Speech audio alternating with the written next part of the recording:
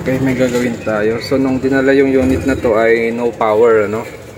So nagawa na natin yung power supply niya. Ang problema, mapapansin nyo rito, yun wala siyang sulat dito. Pagdating dito ay parang nag-i-slow yung sulat niya. Tapos mapapansin nyo rito, medyo dark yung screen dito. Tapos ito normal yung screen niya. Yun normal yung sulat. Pero pagdating dito medyo dark. Tapos pagdating talaga dito ay nag-i-slow na yung picture niya. Yan naiiwan. Yan, naiiwan siya.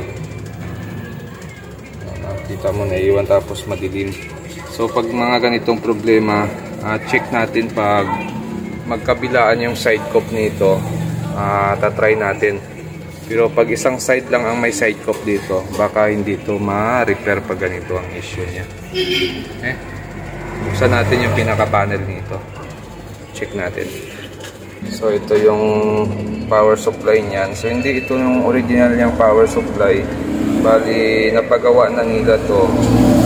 Pinalitan ng maliit na power supply. So ang ginawa dito, kinonvert pa yung backlight niya. Kasi dati yung backlight nito nakakabit dito. So pumiday yung pinaka MOSFET dito. Kaya ginawa ko, pinaklas ko na lang yon. Tapos hindi ko na ginamit yung backlight nito. Naglagay na lang tayo ng backlight driver para sa backlight nito. Para hiwalay na yung supply niyan. Para hindi na mapwersa yung power supply na ito. Kasi maliit lang yung power supply na pinabit niya. Tapos yung mainboard niya ay ganito naman. Yan. So gagawin natin dito, bubuksan natin yung pinaka-frame nito. Titingnan natin kung may side cup dito. Tapos yung kabila kung may side cup din. Kung pwede ba siyang i-remove yung isang side or hindi. Okay? Tinry natin pagganahin yung isang side niya. Pag ba yung isang side gumagana. Kasi minsan pag isang side hindi gumagana, pag wala yung isang side, ibig sabihin nun kahit magkabilaan pa yung side cup nun, pwedeng hindi ka pwede magpitas. Kasi pag nagpitas ka doon sa mga ganong panel, minsan hindi siya umuobra, talagang nagkakaproblema siya.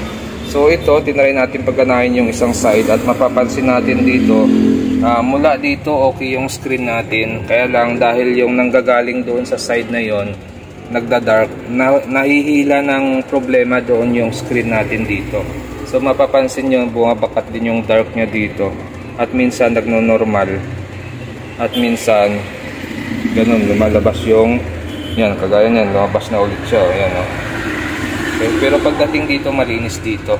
So ibig sabihin yan, buo yung side natin dito, walang damage yung side natin.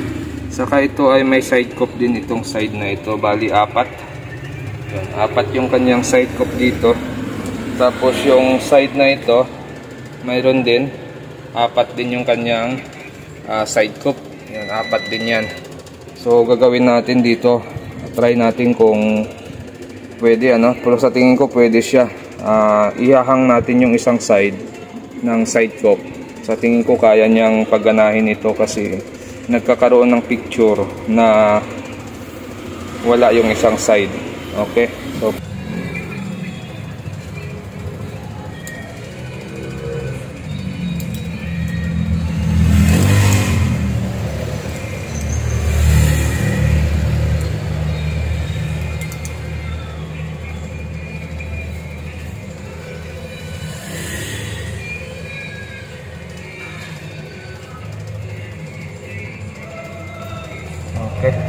so may napansin ako doon, di ba nagpitas tayo ng kaunti dito sa taas.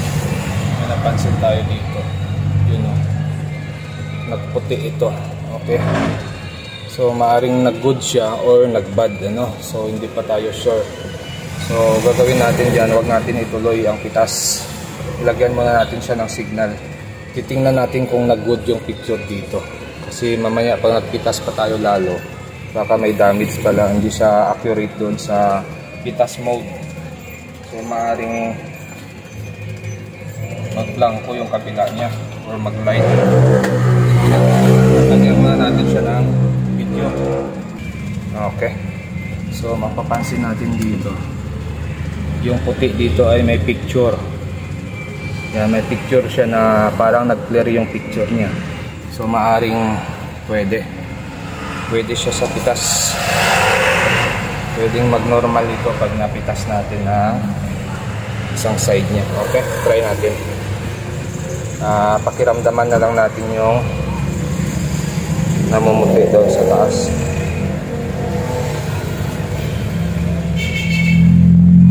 Okay, yun o. Yan diba? Yan. Pitas pa ako. Yan o. May picture ano? Pag may picture pwede yan. Yan, may picture siya no?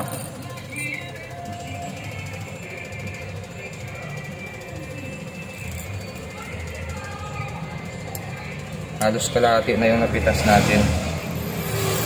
Okay, so nagpuputi siya. So ibig sabihin pag ganyan ang issue, pwede.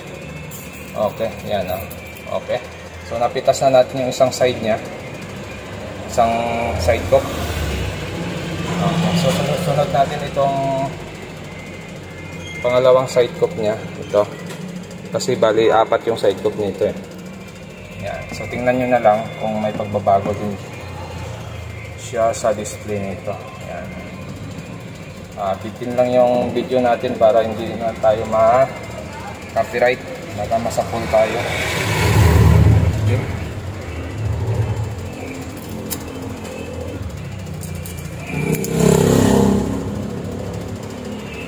Angat ko lang tong isa. Yan. Kita nyo ba? Umangat din yung liwanag ng screen niya. No? Yun no? Okay. Yan. So, pasok. So, ang natira na lang ay dalawang side cock kasi napitas na natin yung pangalawang side cock niya. Yan. So, mapapansin nyo, clear na yung picture dito. Pero ito, medyo madim pa. Okay. So, pitasin na rin natin yung dalawa dito. Isa dito. So hindi ko na tinanggal yung frame niya kasi pwede naman dukutin yung pinaka side cock nito.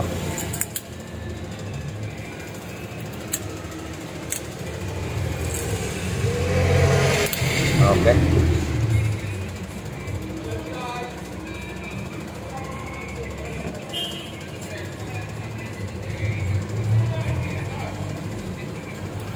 Yan. So nagki-clear siya, no? Nakikita mo yung dark.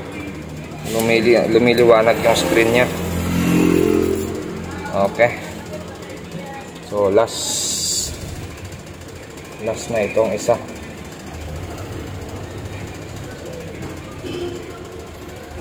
Yun o, lumiliwanag siya no. Okay, so napitas na natin yung apat. Bali apat na side cock na yung nagalaw natin. At mapapansin natin dito, pantay na yung display niya. So try natin ikabit yung side na ito kung may picture. Pag wala, walang pag-asa. Okay, so try natin. Titingnan natin kung full screen na ito.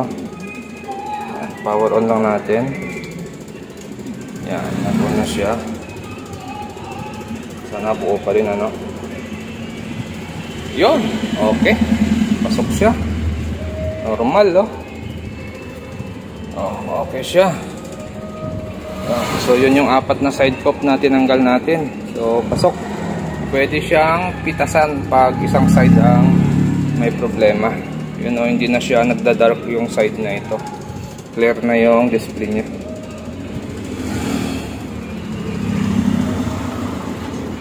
Yan. Okay na. So, mapapansin nyo, okay na yung display dito. Clear na. Pantay na sila ng display pati sa kabila no? Yan, pantay na yan. Okay na. So sasarado lang natin to, pipix na lang natin to, tapos magpa-final test tayo. Saka ayusin din natin yung backlight driver natin, bali lalagyan natin yun ng relay para sasabay sa may panel natin pag nagbukas. Okay na ito. Pwede na. Okay, so ito na, bali na-set up na natin yung relay ng ating backlight driver. Yung supply ng relay natin 12 volts, tapos yung switching nito. So may mga diagram naman tayo niyan past pa no, ng mga nakaraan pa nating mga video. Saka basic na lang yung pag-i-install nito. Marami nang nakakaalam niyan. Yan. So nakatap yan dito sa kapasitor na ito. Tapos ito yung switching natin. Yan, nakatap yan dito sa switching papunta sa ating transistor. Kasi gumamit tayo ng relay transistor. Yan. So nakatago na yan. Nakadikit na rin, saka may glue na rin siya para hindi mag-short. Okay na, na-set up na natin yan. So sasabay na yan sa ating panel. Pag umilaw ito, kung ano yung operation ng backlight on nito, yun din yung operation niya ngayon. Nag-iba lang dahil iniba natin yung supply ng ilaw nito. Okay? So hindi naman talaga yan yung pinaka problema ng unit natin. Bali, minodify na lang natin para safe yung power supply natin. Tapos yung tungkol nga doon sa panel issue nito, yun pa yung isang problema niya. So ito, sasarado ko lang to, tapos magpa-final test tayo. Okay, so ito na, bali final test na natin tong ginawa nating Skyworth na 55. Akala natin power supply issue lang, pero nung nagawa natin yung power supply ay may problema din pala siya sa panel issue, ano? Yeah. So bumukas na siya. Okay, so saan ba yung problema nito? Itong side na to yung tinanggalan natin ng side cup, ano? Tapos itong side na to yung normal. Yan. Okay na siya.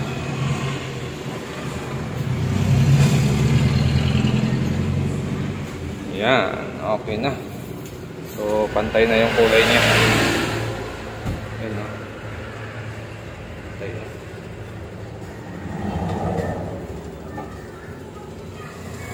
Okay, so sa mga ganitong problema, dapat kabisado nyo kung talagang yun yung problema ng unit, ano.